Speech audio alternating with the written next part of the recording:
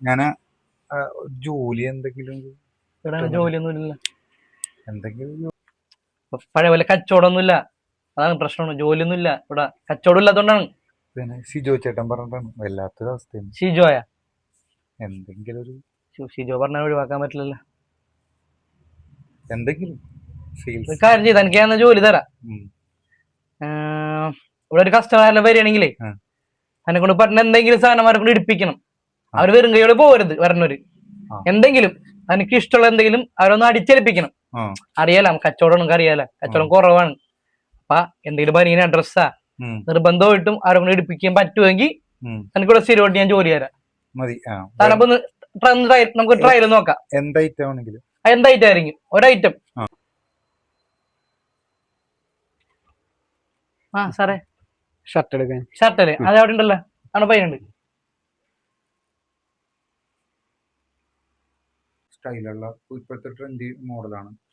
അതാ അതിനകത്ത് 2 double pocket വരുന്ന ഒരു ടൈപ്പാണ് യങ്സ്റ്റേഴ്സിന്റെ ഒരു.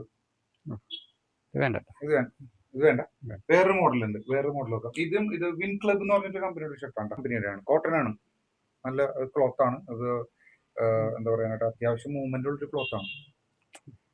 വേറെ എങ്ങനത്തെ ഒരു മോഡലാണ്. ചെക്കിന്റെ ബാക്ക് ഒക്കെ ഉണ്ട്. അത്യാവശ്യം വർക്കുകളുള്ള ഷർട്ടാണ്. ചെക്കാണ്, ഡബിൾ പോക്കറ്റ് ആണ്, നല്ലൊരു കമ്പനിയാണ്. പാപ എന്ന് പറഞ്ഞിട്ട് കമ്പനിയാണ്. ഫുൾ സ്ലീവ് ആണ്. അല്ലേ സാറേ, വേറൊരു മോഡൽ ഉണ്ട് പോലെ, വേറൊരു ഷർട്ട് ഉണ്ട്. ഈ ഷർട്ട് എടുക്കുകയാണെങ്കിൽ ഒരു പാന്റ് ഫ്രീ ഉണ്ട്. അതെ, എന്നാ പാക്കേജ് ഓക്കെ.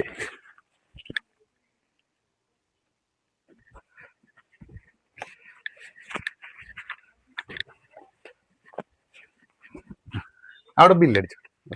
Thank you. നിന്റെ അച്ഛൻ്റെ കടയാണോ ഒന്നിനൊന്ന് ഫ്രീ കൊടുക്കാനായിട്ട്?